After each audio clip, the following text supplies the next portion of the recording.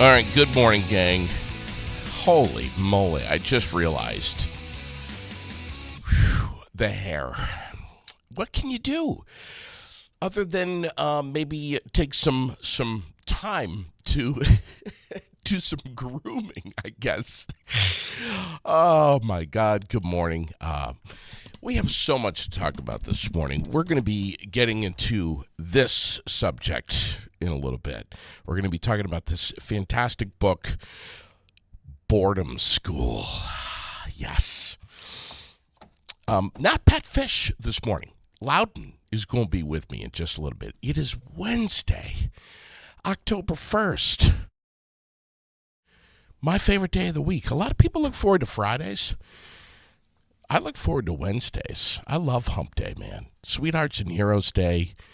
Superhero Loudon Granger is going to be our featured guest this morning in a few minutes as we talk about a lot of things. National Bullying Prevention Month is going to be one of them. Also, Breast Cancer Awareness Month, being that it is now October. Wow. Breweries in Denver are hosting something that I'll tell you a little bit about. It was actually the featured daily dose of feel good this morning. If you haven't seen that, have a look. But welcome to a new day. Fly on the Wall Productions, bringing it to you on Facebook and YouTube live. We're streamed everywhere you get your podcasts. And yes, we're on the web, airedout.vt.com. Good morning to some new followers. We have Tim in Louisiana and Ann in Fort Ticonderoga tuning in this morning. So that's really cool. I love it. Wednesdays is the day. Not only do we talk about Sweethearts and Heroes and all the good stuff they're up to, but we also dive into the World newspaper with Deb Phillips on the line with us. Good morning, Deb. Good morning, JD. How the heck are you? Good. What's Another happening? Nice day today. Yes, it is. It's beautiful. It couldn't possibly be any better. A little cooler. We had some frost this morning. Yeah. Yes, we did. Farmers. Happy first day of October. Yeah. Oh, yeah. Farmers Almanac is predicting early winter temperatures for the Northeast, but I think we can handle it. Yeah, we can handle it. What's in the world today, Deb? This week we have lots of autumn outings for your favorite chicken pie suppers and craft fairs. One of the main focuses, and I know I heard you talking about this earlier this week, is the Montpelier Fall Festival is this Saturday on State House lawn from 12 to 4. Plus we have money-saving coupons. So you can save on tire changes or oil changes and a lot more.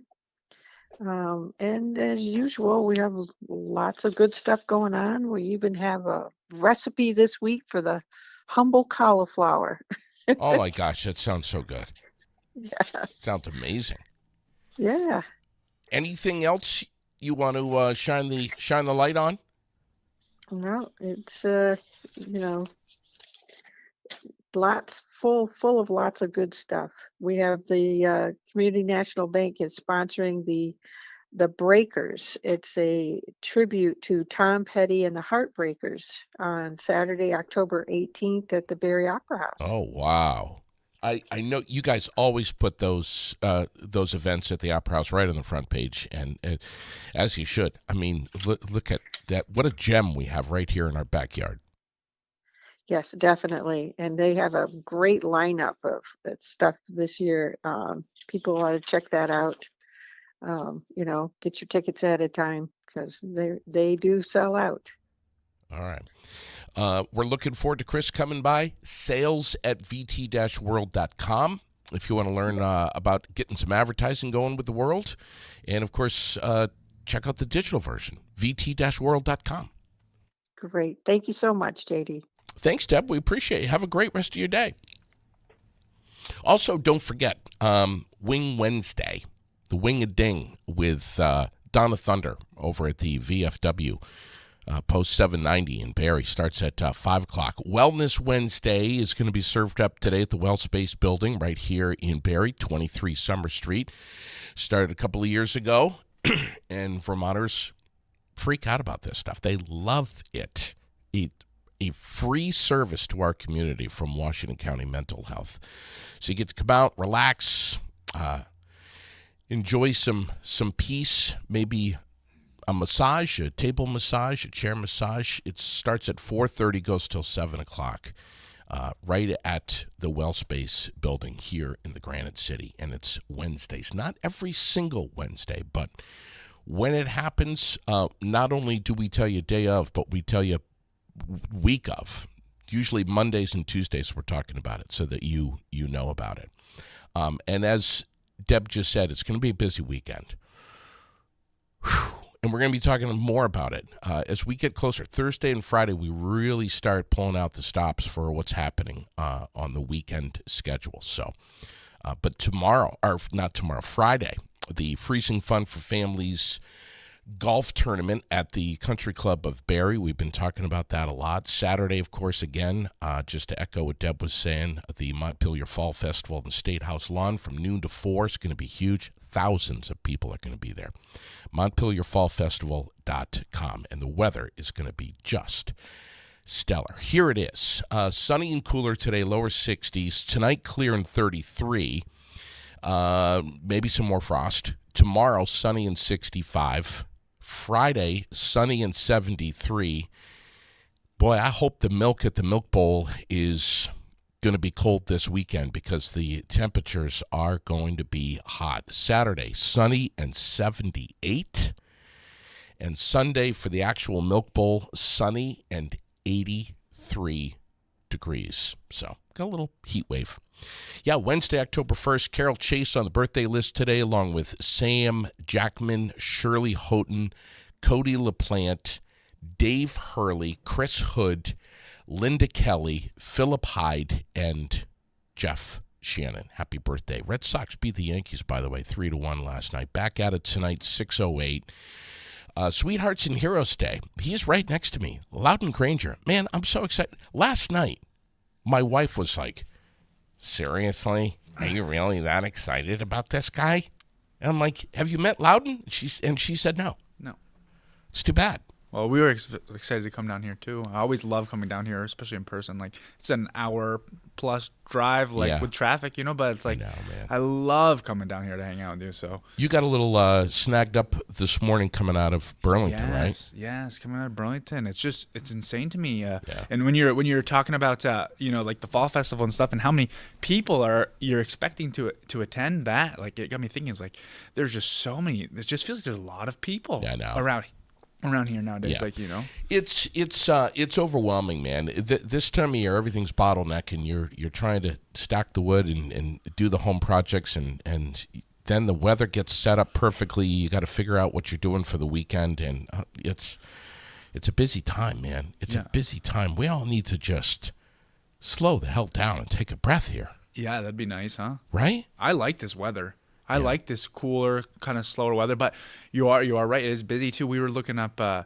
It's almost peak season for foliage too. Yeah. Driving up there, it's beautiful. Sure. And I mean, it's like the best thing about Vermont is like this beauty. But we do need to slow down. Yeah.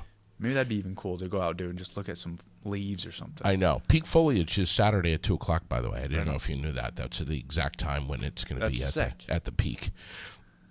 Dude, I'm looking down at the flip flops here this morning, and I see that. Yeah, that's like, wow. Yeah. So, what's your wife say about stuff like this? Is she like, she honey, commented, are you going to go out in public like that? You want to hear something? So this is a Let little it go. Inside scoop here for you. Do it.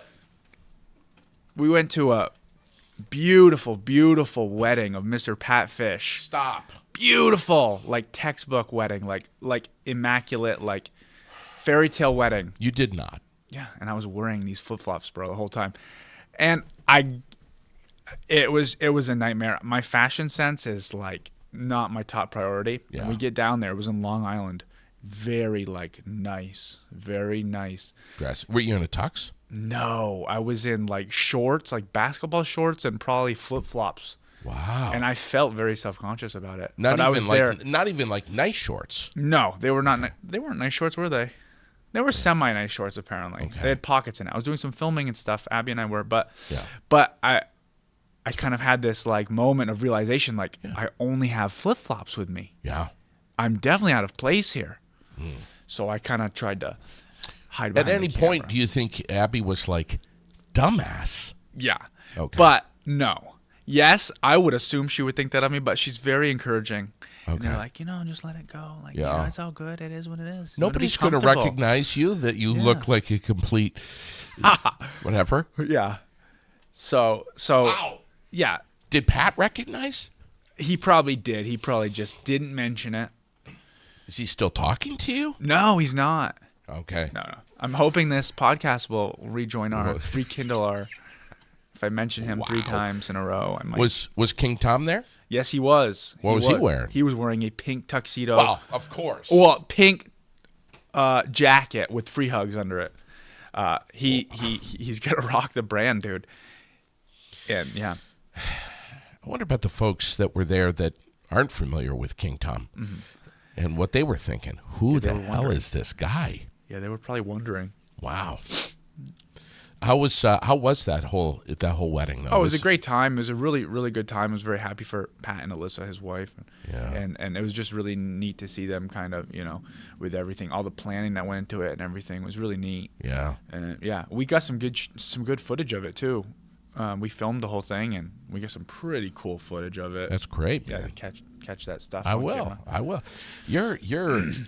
You guys have so much that's on your Instagram and on your social media everywhere. It's just there is so much going on that you guys are up to and doing and filming and editing and producing and behind the scenes, in front of the scenes. I mean, it's really impressive what Sweethearts and Heroes is doing. Yeah, it's it's interesting, and also like the content just streams in. Obviously, I'm not sure if you've talked to Tom or anyone since, but a lot of schools are cell phone free, especially in New York. Oh yes. So even Tom's doing no cell phone. So you can't document like you normally do on a cell phone. So he specifically went out and got a like a vlog camera, like a little mini like stick camera. Bro, he's had it in here. Oh, he has. Okay. He had it set up on that table the last time he was in here. Yeah. So that camera, like he's recording everything from presentations to Everything.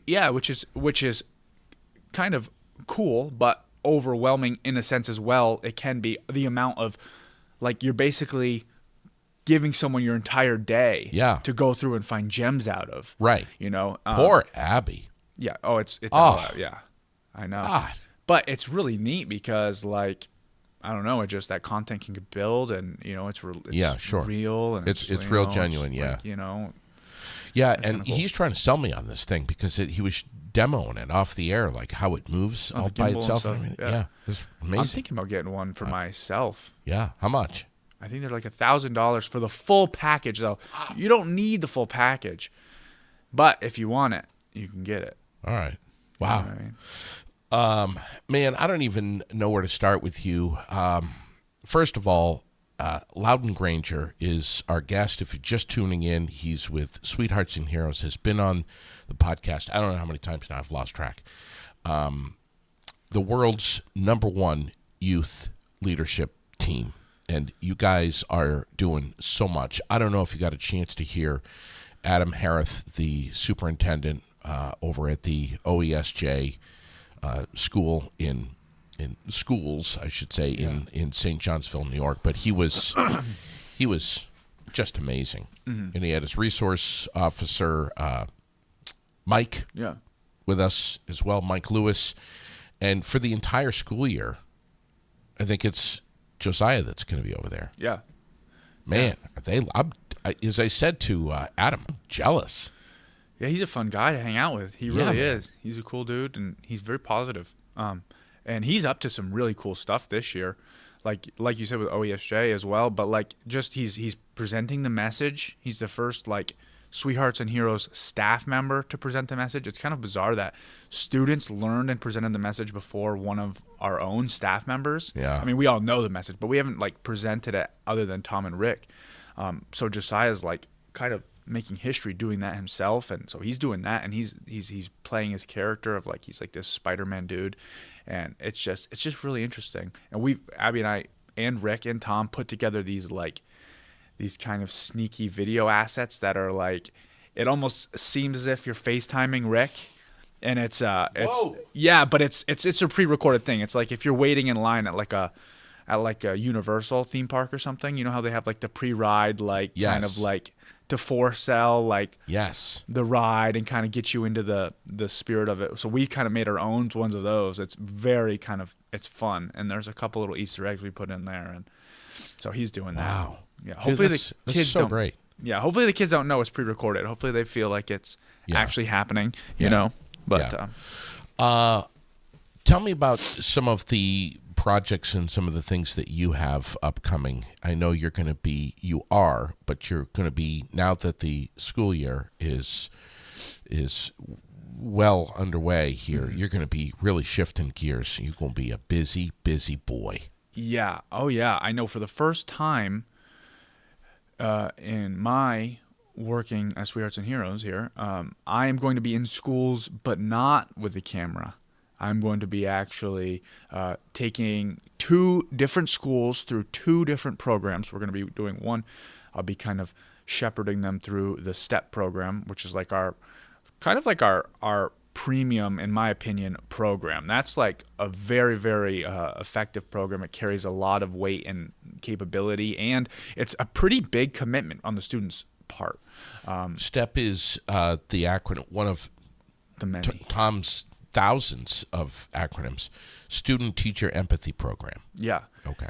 And this is, the students have never learned the real understanding of this message. They might have seen Tom and Rick, or now even Josiah present, but this is them actually seeing the presentation, the coursework, learning the actual components of it, practicing it, developing, kind of searching a little bit of their self a little bit in terms of how do I want my presentation persona to kind of come across to achieve what the presentation needs to accomplish is really kind of how it works. And it's actually kind of neat, and it's kind of deep because it gets these students thinking critically, and it's kind of almost even like a public speaking like pre-course almost, if you will, like learning how to talk to and present to audiences. It's really interesting. Bro, I love having you on the air, man. You bring such positivity. I love hearing what you have to say. All of you. I mean, Brian and Joe, I mean, everyone. Let's give a shout out to these Chevy dealers that are really making all of this happen. Yeah. No, exactly. Like that, and I don't know if a ton of people know this, but this is exactly what you're talking about. Is these Chevy dealers, they sponsor these communities and these schools, and it is their initiative to kind of get Sweethearts and Heroes in there and get us working with their youth in their community. In turn, like giving back to, like trying to build stable, healthy, good relationships amongst everyone, so as they grow up, they're just an asset to that community, kind of. And I just think it's a great idea, especially these communities where I'm from. Like I'm from, Franklin County. I mean, everywhere there's a Chevy dealership, but specifically Franklin County. Like some of these communities where you drive through and you might think, wow, like this is maybe a little left in time, or a little slightly neglected, or you might see a bunch of people on the like sidewalks and corners and stuff, and like who are having hard times, and people are having hard times. But there's a Chevy dealer that's within reach, that's not forgetting about that particular school and making sure that they're getting you guys there. Yeah. Which is so awesome. And out of all the things, this is another thing that always kind of blown me away. So you're spending their money, right? They're spending their money on this. It's not like it's not like it's like a resource as if it's kind of willy-nilly. Like, we kind of value money as a society. Like, we want, change. We want to, whenever we're spending something, we want to see like something, you know what I'm saying? Kind of like we want to achieve something with it.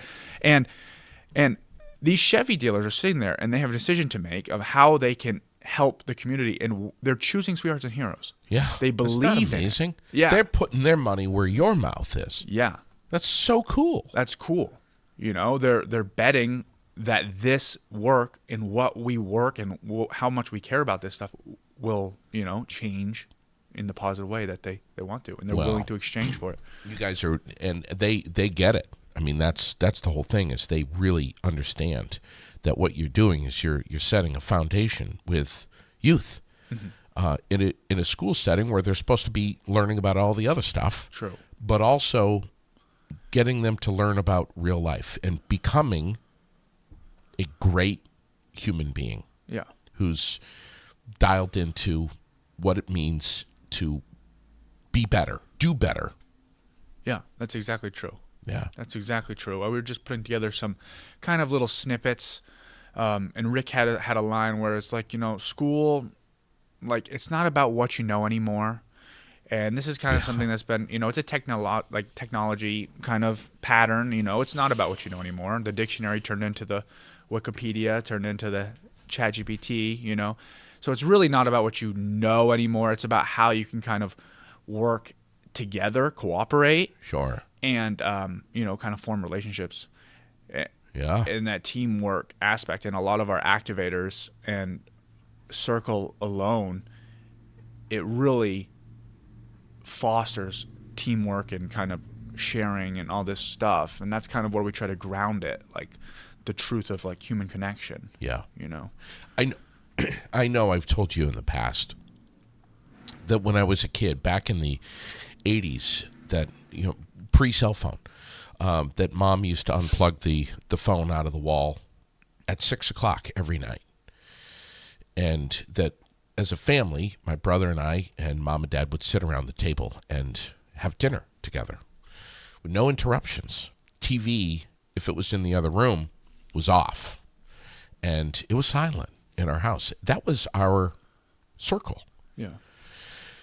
And so it's just, I'm not saying that it's totally lost today, but it's not common everyday practice of families. No, you're totally right. And I don't think at any point is it going to go back to that. I just don't think it can go back to that. Like, we don't walk around with candles anymore. We just don't. Like, we have to incorporate what we do have in a place where it can work. And that's actually interesting you brought this up, because so like I've been experimenting. Both of my grandmothers, they're getting older, and I want to ask them questions while they're alive, and so I've been trying to utilize some of the cool perks of ChatGPT and stuff to like come up with like interesting questions, and it's not like a cop out, like, because you might ask, well, isn't that kind of disingenuous if the computer's coming up with these questions? No, like, they're great questions that, from a perspective, like, I might not think of a great question, to ask like an elder or something. Yeah. But it's really interesting to utilize like ChatGPT, because it'll kind of give you like a whole spectrum of different questions you can ask about, like lessons they've learned. You can ask about, things that they wish they would change, or just, and these are just examples that are coming to the top of my head, but that's an interesting way to kind of merge the two and still have those tableside talks like you're referring to, but also being like remain in reality where we have these tools. Oh, sure.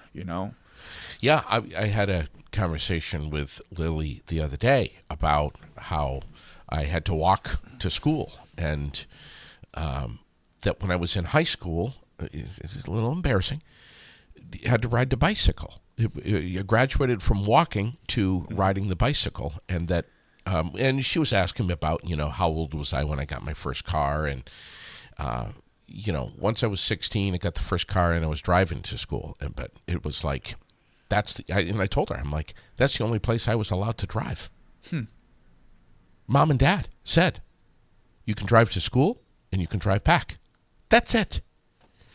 You know, and she was blown away by this. She was blown away that I was allowed to walk to school. And she said, "Well, were you ever worried about the bad guys when you were walking to school?" And you know, we had that conversation, that's just a whole different rabbit hole. But anyway, yeah, man, and it's like, and I've been criticized in the past for banging the drum on the good old days here on Aired Out. But I think there's something to be said about it. And I think there's something to also recognize that today is what it is.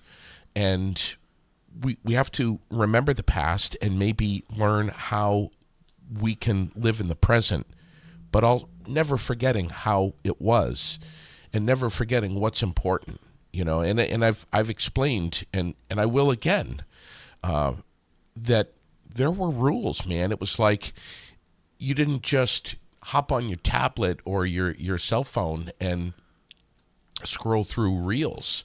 There was structure, you know. There was time for homework. You had 30 minutes for TV, practice the piano, brush the teeth, bed. I mean, you know, and kids today are just kind of left to create their own routines. And I think more of the word parent is a noun, but it's also a verb, and we need to do a better job parenting our kids and just giving them. We don't have to be yelling and screaming at them all the time, but we need to give them some structure, and we need to teach them how to be better that way, I think. I don't know. Be more organized. Yeah, I mean, that sounds great. I know. Being more organized and all that stuff. I'm not a parent. I don't know really anything about parenting. I watch so many parenting styles. I see so many. Sure. Especially because I teach, like, this isn't Sweethearts and Heroes affiliated necessarily, but I teach children's jiu-jitsu. Yes. So, and I encourage parents to be there. And I was kind of advised against that by a few different people saying, you don't want them there. You don't want them there to run. But I actually kind of like them there because personally, well, you know, I don't know. It's just calming for the kid. But also, they can kind of see how their child behaves in a class setting. And I think that's a good little peek, you know, to see how your child behaves. Sure. A little bit. You might think your child's a great listener, but compared to all the other children, perhaps they're not the great listener. Yeah. You know? So I do encourage them there, but I see a huge range of different parenting styles and philosophies. Yeah, I bet. And I have no idea what's going to work, what's not going to work, you know, I can tell you what seems to work at the moment. Yeah. But you never know across time how that plays out. I heard you mention earlier ChatGPT, and we're talking a little bit of AI. I want to ask you if, and you were talking about the positive things of AI, and of which there are plenty. But this is a question that I'm anxious to ask Tom about at some point. And we all know that he'll have a big answer. Yeah. But it's about what's real these days and what's not real. You know, Lily is seeing things. She's not only seeing commercials during Netflix, but she's also seeing stuff on her tablet that's just not real. It's people jumping off bridges, and it's not real. It's AI. Cats surfing on the backs of alligators. It's just not. It's not real stuff. And sometimes I will show her something. Lily, look at this. This guy is base jumping in Switzerland. Watch this. Between you and I, Loudon, it's real. Yeah. But she's like, oh, Dad, that's so AI. That's disappointing to me, man. Yeah. And it's like kids are trying to decipher what's real and what's not real. And unfortunately, a lot of the shit that they're seeing that's not real, they're thinking it's real. I know. There's so many things, And like, that is tough. This feels like it's the Wild West in regards to that. And there's even been moments personally where I'm like, is this real? Is this not real? And I'm literally looking for their fingers. Like, is there a glitch in their finger? Is there like, because it's gotten good, right? I truly have no idea how this will play out. And I mean, I feel like the right answer is it needs to be like it needs to play out. It just needs to be treated safely. Now, I don't know what that means. Like, it's a fun conversation is you can ask ChatGPT what it thinks about AI and ethics. Yeah. In regards to ask it its own opinion about what it thinks, like how it should treat humans and how its relationships should be with humans. Wow. It talks all about it. Just similar to like how I was kind of asking Tom the other night. He's going around asking students, do they think they should have their cell phones or not have their cell phones? And I was kind of like, why are you even asking him that? I was just kind of asking him why he's even doing that. And it's kind of like the same thing. It's like, that's what I did to AI one time. And it's just fascinating. But I don't think anyone really knows. I think and that's kind of scary. Yep. Because nobody knows. No one knows what the right. But I can also say, like, are you training a group of humans to now think extra critically by wondering, is this real or not? Yeah. Is that a poor skill at the end of the day? That they take 2 seconds and really contemplate and wonder? I mean, that's essentially what I was taught when I was maybe in the 3rd grade or 4th grade when we had computer lab class. We had computer lab class where we'd go to websites and our teacher would give us a list of websites. We'd type the URLs in. Yeah. We'd hit enter. We'd have to analyze the entire page, scroll all the way down, look for copyrights, scroll for here, look at analyze how the URL ended. Was it .com, .org, .net, .gov?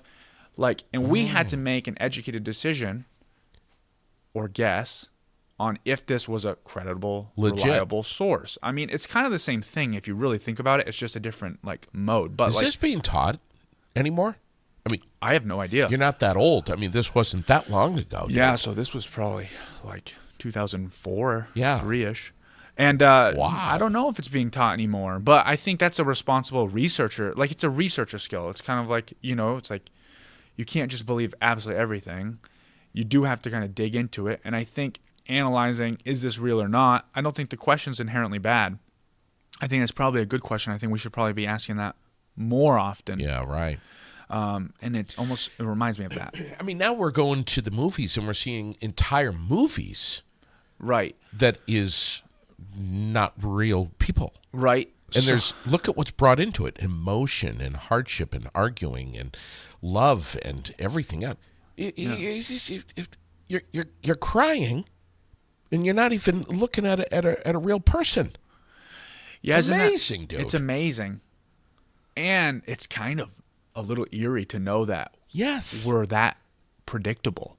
Like, this is going to write a song that's going to make me cry. Yeah. Okay, analyzing things that make human cry. I know. Boop, here it is. That's a little strange too. Very, very. Lily is it's funny, we were just talking about it this morning, that in the news this morning, that there's going to be a robot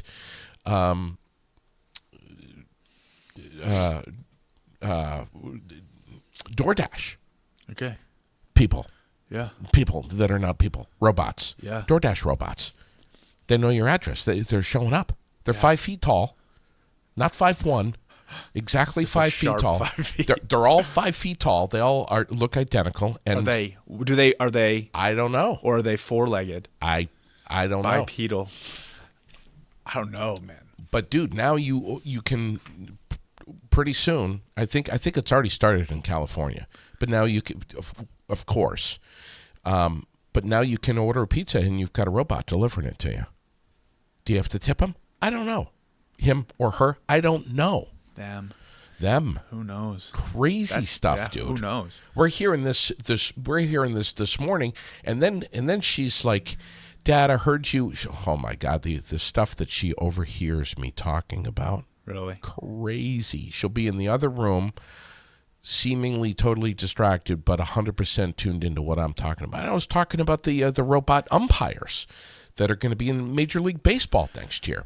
How does that work? Now she's concerned that there's going to be robot umpires at her softball games.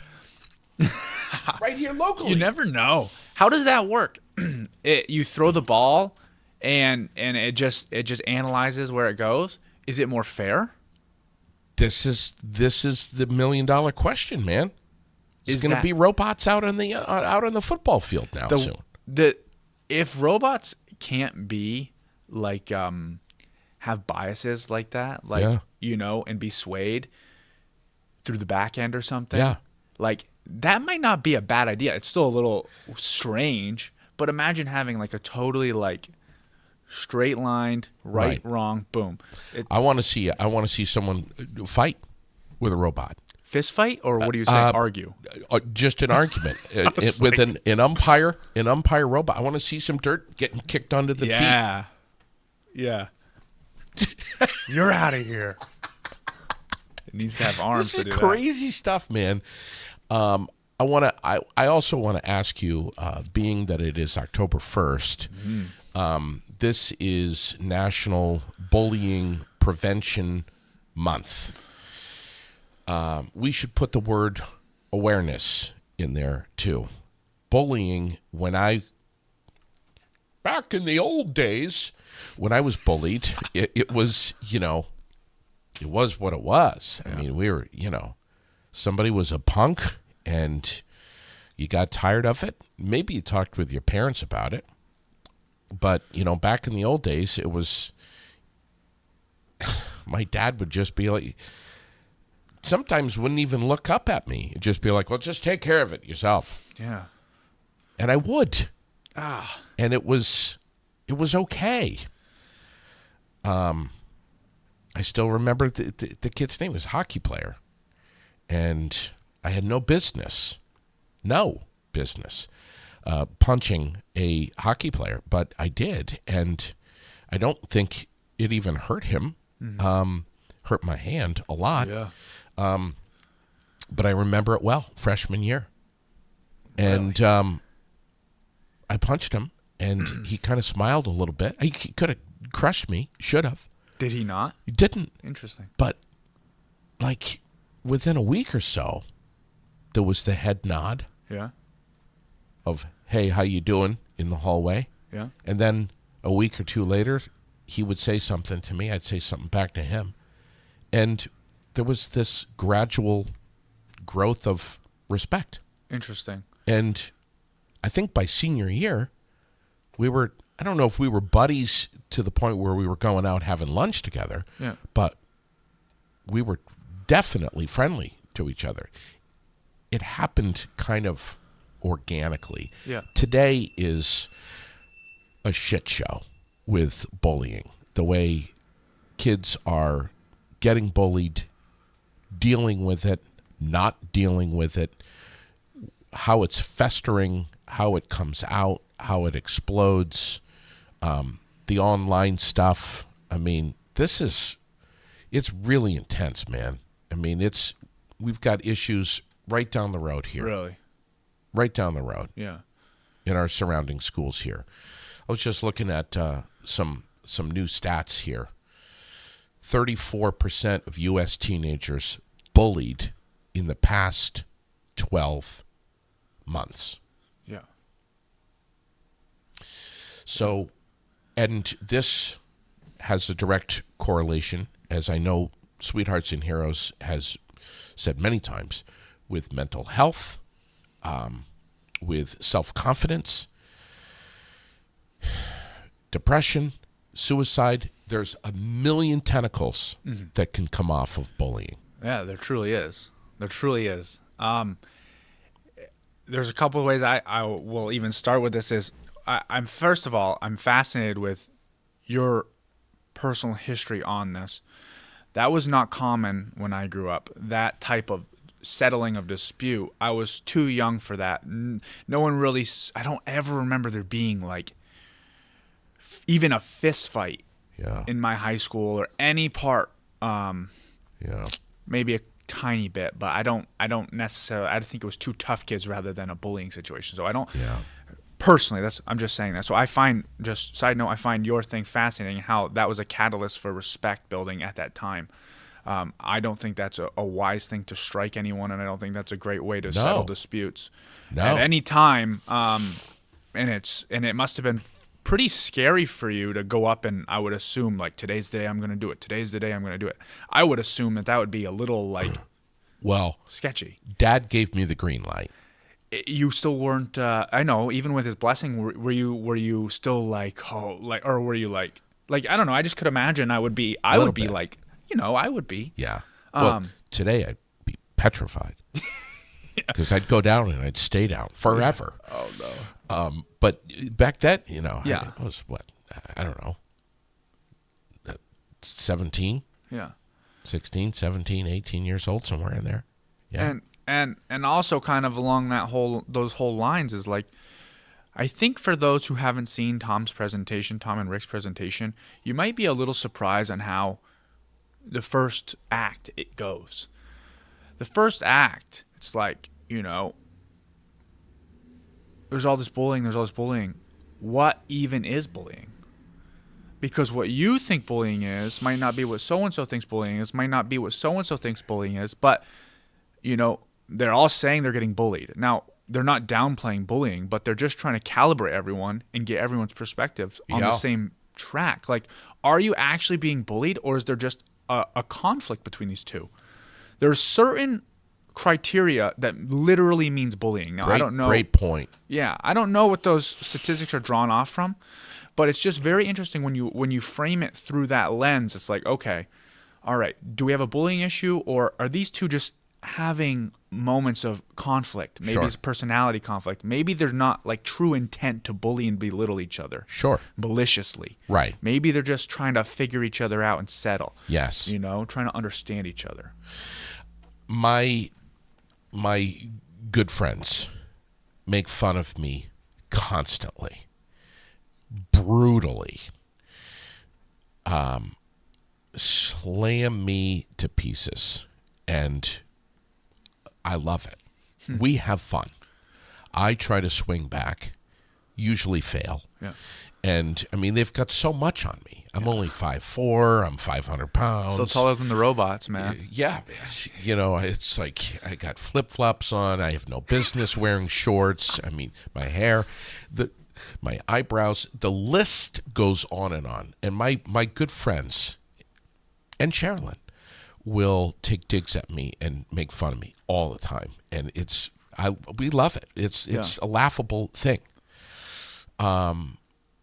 Lily hears this, and 10 years old, and she has asked me. I mean, we're all laughing hard. We're having a couple of good digs here, but she'll ask me afterwards, "Dad, are you okay?" Yeah, I'm okay. Well, Chuck was saying that you're 300 pounds and short, and it's been challenging for me to try to put into context and explain to her that when you have friends that are like your family, or family that you love, that you can do stuff like this and get away with it. And sometimes it can go too far, but for the most part, it's just having fun out of love. And you also have to have the right mindset. You have to be the right person to be on the receiving end of this. Not everyone can do that. No. So there's some factors that come into play here. But I've had to explain this to her, that they're not, it's the way I feel. Yeah. I'm okay. I'm not bothered. This is not bullying to me. But when you're at school and someone is doing that usually this comes with adulthood, that you can kind of, who's your brother. Yeah. Who can say things like that. But at school, it's a little different. And we talk about the word unwanted. How does it make you feel? Is it unwanted that someone is poking fun at the lunch that Yeah. you brought to school instead of having the school lunch, or what you're wearing, or your winter hat. How does it make you feel? Yeah. Is it unwanted? Yeah. I mean, even I would say it's less about being unwanted and does it make me feel inferior via being like smaller or weaker, aka an element of my reality that I see myself at that I haven't accepted yet. Yeah. That I am hung up on. Mm-hmm. Okay, so, and I don't think that's something that comes with aging. I think naturally it comes with, I think it goes along with aging, but I don't think it's aging's the variable. I think it's just coincidental that it comes with aging. Yeah, right. It's this element of accepting this is who I am. Yeah. Like as a child, you don't really know that. I think you're being judged, and I think it's. I would argue it's probably even more magnified. Instead of being judged amongst your classmates and your peers, you're being judged by your followers, your feed, your home feed on your Instagrams and stuff. I think maybe the pool of what you're judging yourself against is larger. And I think that could probably spark some more insecurities. And then therefore, when someone says something that kind of triggers that, it'll make you feel inferior. Yeah. I think that's kind of it. And I think as you age, you say, that's fake. That's less realistic. Right. You can this accept is not that bad. Yeah. You can accept that there's a power imbalance here. Yeah. And you just kind of, and then eventually the comment about whatever, hair, flip-flops, weight, anything, eventually doesn't really carry as much impact, not because the comment changed. Yeah. But because, that just doesn't bother you as much anymore. Sure. That's not a soft spot anymore. Yes, right. Because you're cool with yourself. Right. But that's tricky. That's it is hard. tricky. And I think there's also, the way you're talking about this conversation, it kind of like reminds me of like the trope of like, or like if you could imagine this, like a foreigner coming over, like you have a foreign exchange student and you're trying to teach them, no. See, like it's cool if you say it like that. Yeah. Like what are some ones? But I guarantee you could think of a few. Like, sure. Did you just say petrol? Yeah. Over here we call it gas. Gas? You farted?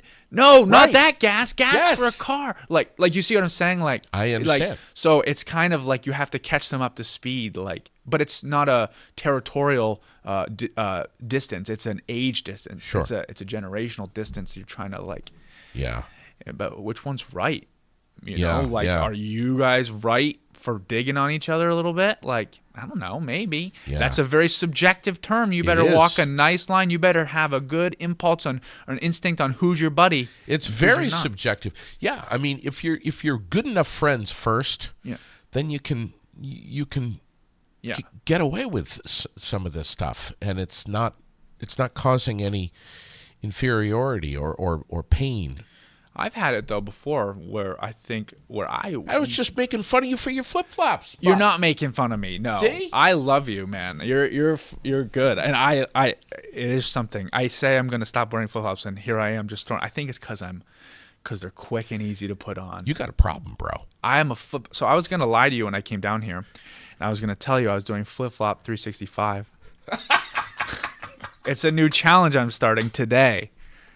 For 365 days straight, it's flip-flop time. And Abby's like, even when it's 30 degrees out? And I'm like, yes. I've said it before. I'll say it again. Poor Abby. Yeah. Wow. Yeah. Well, you'll slip and fall on your ass a few times, too. That's Flip-flops. Yes. That's how it's going to turn into in the weather. I saw Tom's post this morning, or it could have been yours or Abby's, about National Bullying Prevention Month. And it says, not in our schools, not at work, nowhere. That says to me that this is like no tolerance. Yeah. Just. Oh, yeah. And a lot of these schools, are saying, hey, we have a no tolerance bullying policy here. But man, it is invisible so much. It slips through the cracks, man. Of course.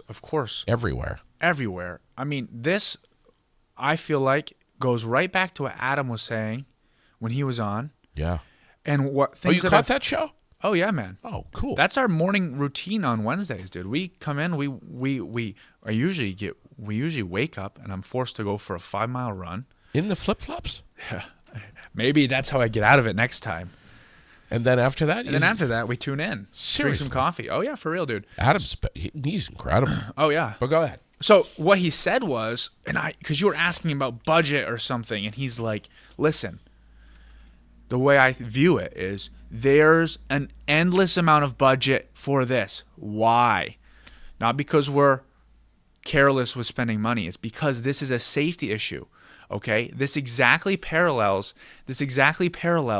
some of the work that you talk about or that you'd see when you're talking to the lineman, when you had the line guy on. It's the exact same thing. It's like there's money that you're spending, it should be spent on safety stuff. Like it should be like a very firm no.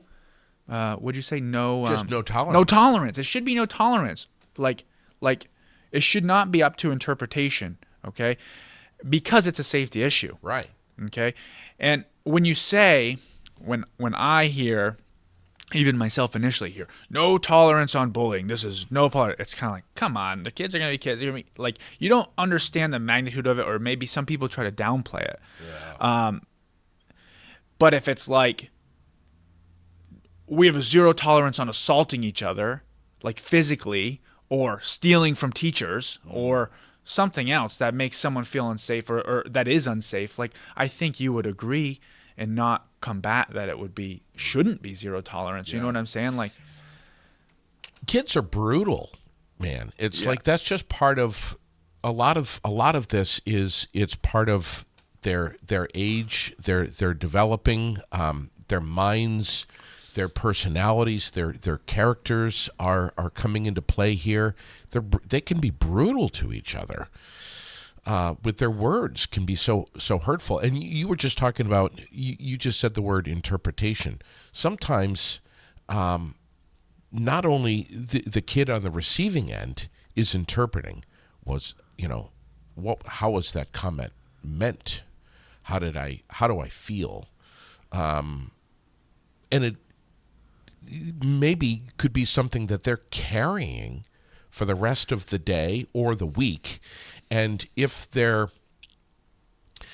lucky enough to have a good enough relationship with their parent or someone at home, that they can say,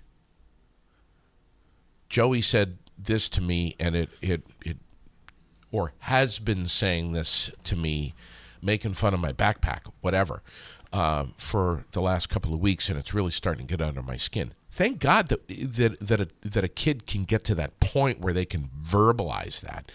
Then it's falling on the ears of that parent or whoever who will interpret, like you said, interpretation. Yeah.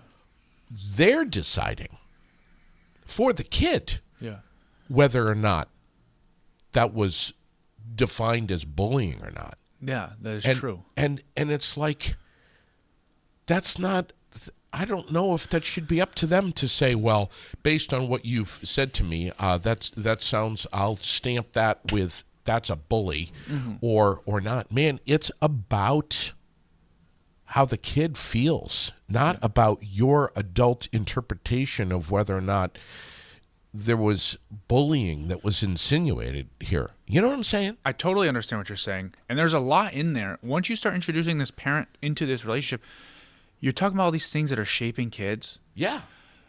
Dude, the parent and the parent's behaviors, good or bad, also shape that kid. True. Like, your parent can basically stamp some of their trauma or some of their unhealthy relationship tendencies onto you as a child. Sure. And it happens in those moments. Sure. It happens in those moments. And the kid is interpreting, is this how I behave? They're my parent. This is kind of, and they don't even realize they're doing it. And then they therefore carry, residual or their own strand of that exact same like trauma or behavior pattern. Yeah. They're deciding. Yeah. And they might react, oh, that guy's not bullying you. Stop being so sensitive. There it is. Or Or they're going to say, oh, that guy's bullying you. Punch him right in the face. and then from that point on, both those children's lives are drastically different in both those options. That kid's not bullying you, toughen it up, or toughen up. or just suppress it. Suppress. He's not bullying you. Suppress it. You've just changed that kid's life. Now his whole life is going to be. What do you think he's going to tell his children? Yeah. For the most part, unless he breaks out of it, and vice versa. How do you think the second kid's going to resolve conflict? Maybe with physical things. Maybe his future intimate relationships aren't so healthy. Sure. And it's another thing I want to say. This is just And the teachers are doing this too. Of course, they're everyone's doing it, man. It's kind of inevitable. Go ahead. It's kind of inevitable, except for unless AI steers everyone straight. No, I'm just kidding. But this is reminding me of also this situation that I had when I was in school, and I didn't see it at the time, but I had one of my close friends, and he eventually shared this to me. Down the road, and he said, when I went home, I hated being at home. In terms of his mom, his dad, they ended up getting divorced, but just was not a very good home life. Abusive, probably a little bit, even to the children. He had a couple older brothers. Just really tough time. He said, I couldn't wait for Monday to come back where I could see my friends again, be away from school. But at school, even me, to be honest with you, I wasn't as nice to him as I could have been. I was a child as well, and he was my friend. He's my friend, but I picked on him. I was kind of rough with him. Other kids were rough on him. They kind of picked on him a little bit. He was still one of our group, right? And it's such a weird like paradox. It's like I would never look at that guy and say, "You've never not been my friend."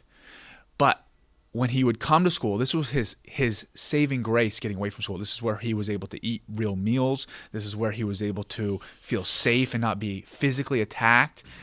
And then he told me and confessed to me, he said, and to be honest with you, school wasn't that much better. And I want to tie this all back. I'm just kind of painting the scene here. It's like, I want to tie this all back to your statistics when you say 34 kids feel like they've been bullied.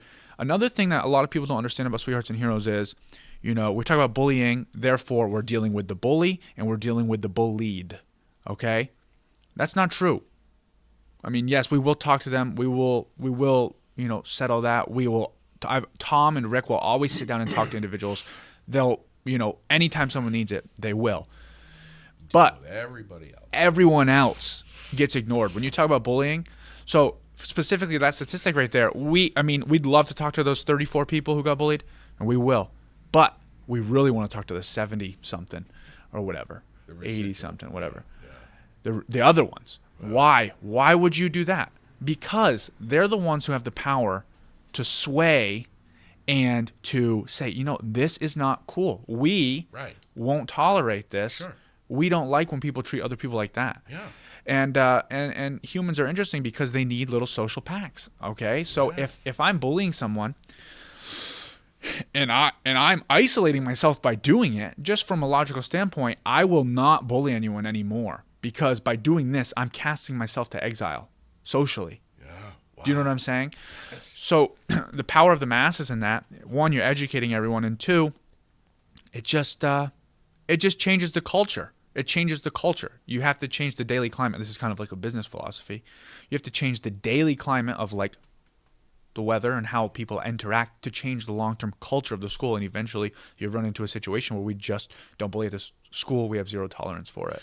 I am still begging Tom to let me into one of the schools so that I can see and experience his bullying presentation. I still haven't, dude. Dude, you know what you might actually get a kick out of this. The bullying one would be really cool for you to see, but you'd also get a real kick out of the Fifth Wire one that we're doing, which is the lineman one. Yeah, I love that one. Oh, the Fifth Wire.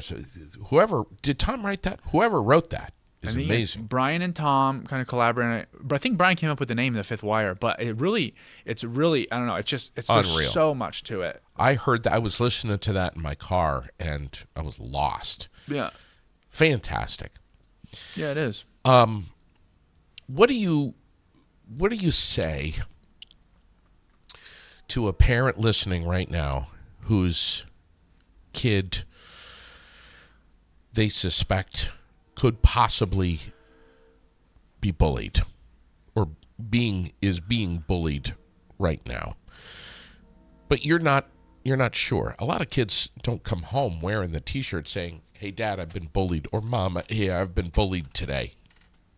We need to have better conversations with our kids. Yeah. But what do you say to a parent that is questioning the possibility? I don't want to make a big deal out of something that's really not that big of a deal. This seems childish. What do you say to that mindset? Listen, first of all, I'm not a parent as well, so I mean, and I don't know exactly what to say, but in my opinion, based on how I would think about this, is I would say that before you push too hard or anything on this kid, right? Because like you don't want to like make it more tense. Right. But I think you should, be always developing some type of conversation, some type of network where they feel safe to chat with you and stuff. Yeah. And encourage them, to talk to their friends and stuff, because you don't want this child to be like my friend, like the example that I had with my friend where he didn't feel safe at home and he didn't feel safe at school. Like you just basically want someone to have like a lot of outlets they can go to. Sure. I would say, talk to them, but don't push too hard, because I feel like that would drive someone away. You could maybe even like try to do something that your child really enjoys, like take them to the skate park with their friends or something. I'm just thinking of something when I was a kid. Yeah. Like if my parents sensed that I was down or something, perhaps they would say, "Do you want to go to Colchester or Mounts Bay and go skateboarding or something this weekend? It's gonna be nice weather." Oh, sure. And like kind of like head fake them into socializing with their friends, maybe staying off their phones, but without punishing them. You know what I'm saying? Right. Kind of like I gotcha. Like kind of like a head fake way. I just think, if you're outside, you're doing something active, you're communing with people who care about you, who you have connections with, I think you can kind of put into perspective of like, what's kind of important now kind of thing. You know what I mean? So I would kind of try to lean that way. Once again, I'm not like necessarily professional. I'm sure Tom would have a ton more to say, and I'm sure he's given so much more advice to parents. But that's just kind of from things that I've seen and noticed, that's kind of how I would navigate that, because it's very tricky, especially if you don't have that. Like I was very open with my parents. I felt like my parents and I was able to share them about anything that I wanted to, if I needed to. If I was scared and I didn't know who to ask about something, I would ask my mom or my dad. That's great. But that's not something you can just turn on because you think your kid's being bullied today. It's not like, oh, we're just going to start something new. That's a relationship. That's a trust relationship. So sure. I don't know. That's how I would kind of handle it. Final question this morning. What do you say to a school, an administrator that doesn't have Sweethearts and Heroes on board? Yeah. Well, or a parent of a child in a local school that doesn't have Sweethearts and Heroes as part of their whole their resources, like immediately. Yeah. Well, this is interesting. Since COVID, right? That was a time where Sweethearts and Heroes had to flip the script. They couldn't be in schools anymore. They had to do something that was kind of like hard assets out there. Yeah. So right around that time is when we started kind of making these courses, just because that's the way the world's going. Things are going online to access. That gives a lot of power to people who don't necessarily have Sweethearts and Heroes at their fingertips. But now you do, because it's on Thrively or thehopeclassroom.com or the Circle Classrooms, another website we have. There's a few of them, and there's thehopeclassroom.com, and then there's the circleclassroom.com. It's where all of our coursework is. And basically, why am I saying this? It's like, if your school doesn't have them on board, which they should put them on board, because like I said, and like Adam said, and like Tom said, this is a safety issue. And that's not something you should kind of dilly-dally around with. And this is not a scare tactic. This is just the truth. Like, it's a safety issue. So get them in there. But if for whatever reason you can't, or you're not able to, or you're an individual and you want to kind of get up to speed with this stuff, there's like, we have like two, and we are about to put out a third masterclass on this culture building, circle formula connection. We also have circle seminars that you can sign up for on our circle training, and you can come in person, and we'll even teach you how to run this stuff. And now you say, like, why are we running this? Why should we put our eggs in this circle basket with you guys? Well, because this is that relationship building I'm talking about, to establish a social network where you can share these hardships and seek advice, and you've already kind of laid the groundwork down of like this trusting environment. So pretty much any problem, any issue or fish as we call it, or even like, I don't know, it's just anything can kind of be talked about in those things. I mean, you know firsthand, you've been into some circles, but for parents and stuff, I'm just kind of trying to give you the rundown. That's where I would go. I even on the first episodes of Love Your Lawn, I used to drop like these little tips under our Weaver section, which was Love Your Lawn's a podcast that we do on our YouTube channel. We haven't done a few for a few weeks now, but I always try to give a little nugget for parents or students or people who don't necessarily have access to Sweethearts and Heroes firsthand. Yeah. And it's kind of like collect all the little nuggets I drop and you kind of understand how to do it. And if you start implementing it and using the tools at your disposal, such as ChatGPT, to come up with different questions that you might not have right out of the gate, like, I don't know. That's how I would get into it, because it can be achieved today. Like, you can literally start this today, just by talking to someone and connecting with them, and listening actually is the biggest ingredient of that recipe. Yeah, it is, the man. Listening part. This in 19 Pillows is such an incredible book, and Dude. Tom's given free audio versions of it. Oh yeah, that's a great story. Amazing. 13 Pillows for Effective Teachers. Yes. My God, we're all teachers, man. We don't have to be in a classroom. There it is. We're right? all teachers. How interesting is that? And we're all students, man. You don't have to be a parent either to be a teacher. We're all teachers. And you're all students, though. Well, that's true, too. You should be a student. And if you're not teaching someone else, you should be teaching yourself. Or just learning from someone, right? Yeah. Because, like, as soon as you shut it off and stop learning, right, like, you're not growing, man. Yeah. You're not growing. You're not shifting. You're not adapting. And then there's this. And then there's this one here. Yeah, that's a fun one. Boredom School. Pat Fish, guy's an animal. Great lessons in there. There's great lessons in there. You know, pick them up. Get them. Pick them up. Don't wait. Bridge Name Amos. Check that one out too while you're there. That's Rick's. It's right around here somewhere.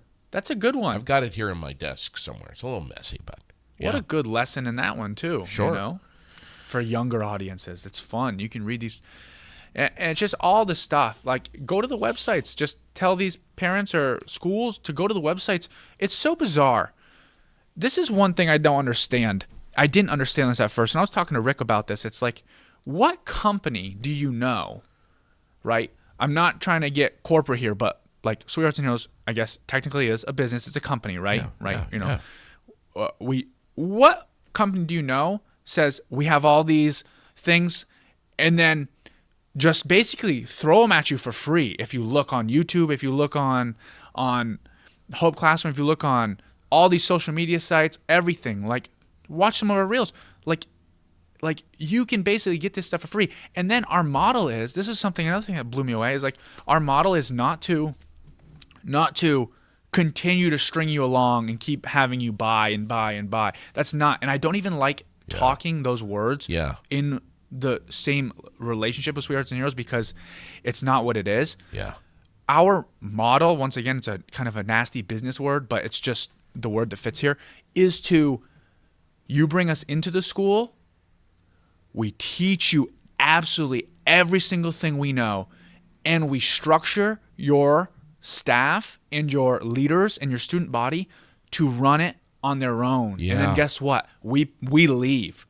Right. That's like any business person or business major would be like, that's crazy. You're basically making yourself extinct in those schools. Yeah. It's like, no, that's what we want. oh, you don't want us to, like we're gonna come in and present once, or we can teach all of your students how to present. Yeah. And then just you can have it and just keep the ball rolling, and like let them take over your community and school. That's where Sweethearts and Heroes shifted gears, and that's where things turned into an empire.